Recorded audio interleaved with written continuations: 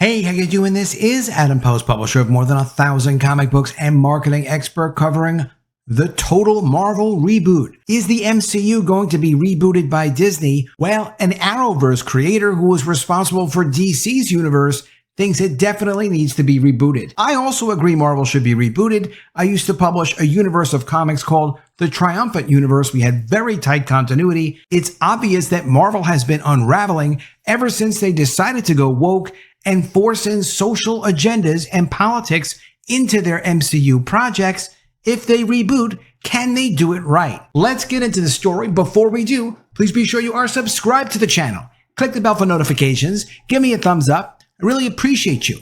I'm trying to get to 30,000 subscribers, so if you can subscribe, please do subscribe. Coming from the direct, Arrowverse creator says Marvel needs to reboot the MCU. One of the creators of DC's uber-popular Arrowverse has urged Marvel to reboot the MCU. After more than a decade of crafting interconnected, superpowered stories for the brand, Arrowverse heads Greg Berlanti and Marc Guggenheim have put the TV universe to rest amid a widespread reboot at DC. You can imagine how badly Marvel is going to have to deal with reboot problems unless somehow they could get people really excited about what they were doing for future MCU projects. It doesn't seem very likely. There hasn't been anything, maybe except for Deadpool and Wolverine, that people are talking about or interested in, even though people know they're probably going to screw that up as well. But you see what's been happening to DC now ever since DC announced they're rebooting the entire DC universe, which probably they needed to do, but it's really damaged everything that's been in the works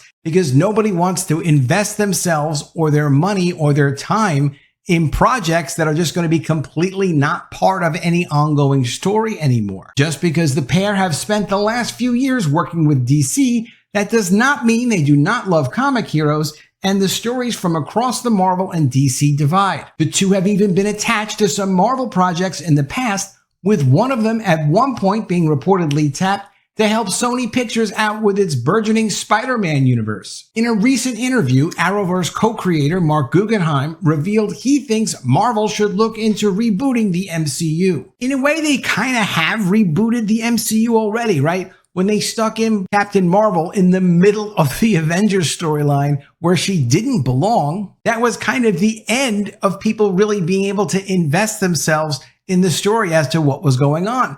Because sticking Captain Marvel there, Brie Larson, really had nothing to do with what came before. It was just an opportunity for them to create a female superhero, but one that wasn't part of any kind of continuity, one that had no purpose in any of the storylines, and one that allowed them to exploit what Marvel had built up to that point. It was the beginning of the end for Marvel's credibility. Guggenheim discussed Marvel Studios' lackluster results since Avengers Endgame, saying he would prune the tree if he were in charge. Quote, "If I was suddenly in Marvel Studios President Kevin Feige's role, basically I would do what Iger was saying, which is prune the tree. You know, there's just too much content. I'm like the biggest Marvel nerd ever, and I haven't seen Moon Knight. I just can't keep up." He added that the key to the MCU's previous success was its fundamentally very simple stories, being able to jump in without seeing any of the prior films. And then, of course, like Iger was saying, there's a question of how much content you can produce at quality. To me, the difference between Phase 4 and Phases 1 through 3 is fundamentally something very simple,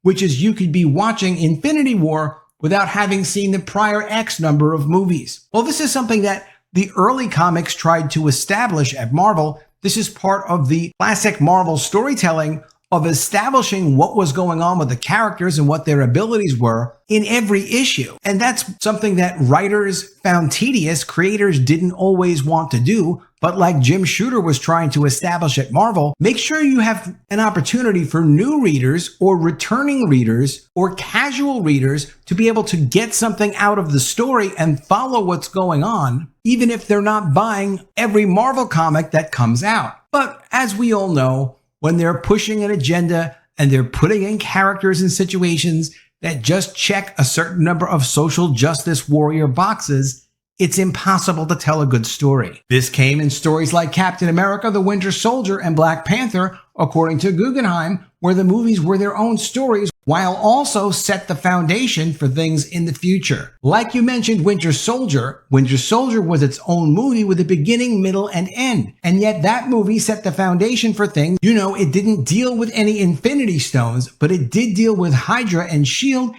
and Steve Rogers' relationship with the government and the Winter Soldier. There were a lot of pieces. And same thing with Black Panther. Black Panther works great as a movie beginning, middle, and end, even though it's setting up this whole world of Wakanda that figures very large in Infinity War. He compared those previous films to Doctor Strange in the Multiverse of Madness. Quote, compare that with Doctor Strange in the Multiverse of Madness, where in order to understand the villain of the movie, you had to watch not a movie, another TV show. A TV show that you had to spend money to subscribe to the service that aired it. That's the problem.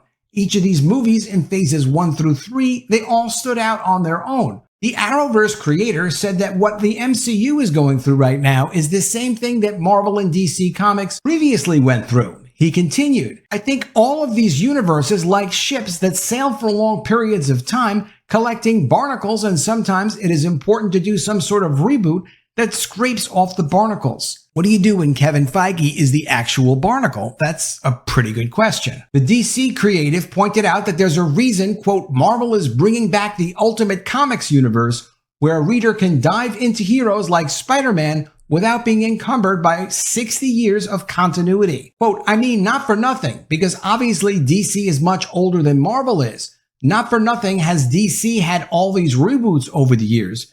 And by the way, not for nothing does Marvel bring back the Ultimate Universe, because the whole appeal of the Ultimate Universe is for those readers who either don't want to or haven't learned 60 years of continuity. Here's Spider-Man for you unencumbered. Here's Fantastic Four for you unencumbered. This is something Jim Shooter wanted to do in the 1980s. They didn't let him do it, and then they fired him.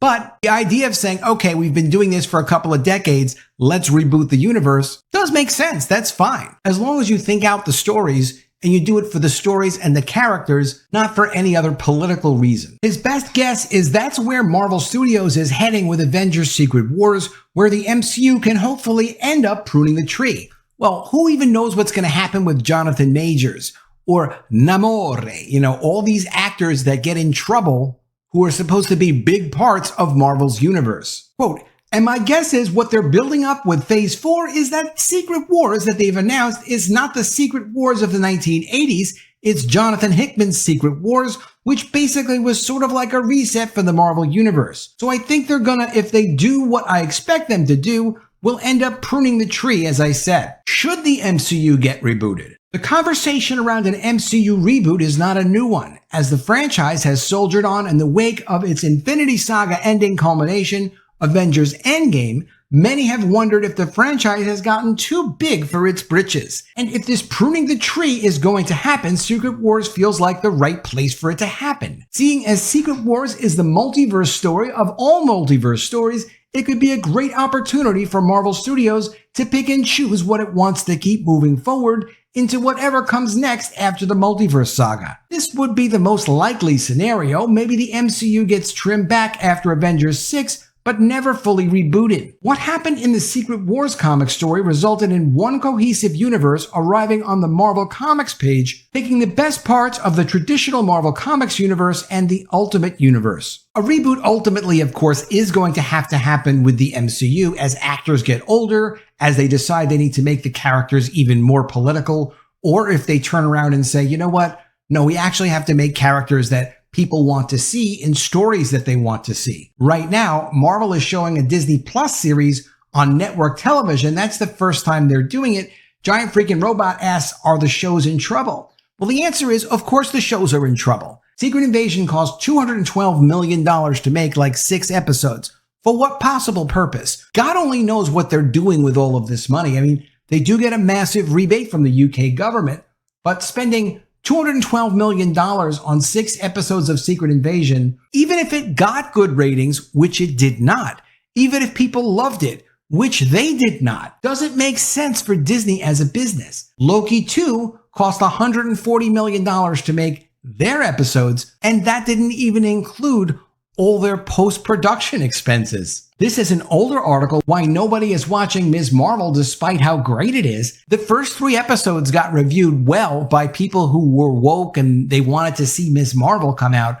But even so, the ratings never really did well. But of course, they're doing The Marvels now in November. Unless that film gets delayed again out of Disney's fear of having another flop. What's nonsensical is they don't reach out to people like Jim Salicrup, Danny Fingeroff, Jim Shooter, people who are still alive, who used to manage multiple titles of these characters and have all intimately interacted with Stan Lee, who of course now has passed away, but people who really understand the characters, the character development, how they interrelate when they have crossovers. They don't seem to consult these people regularly, even though they're still alive, and they have clear, sensible answers as to what you should be doing, and also what the limitations are of telling ongoing stories for characters and what would actually be appropriate for reboots.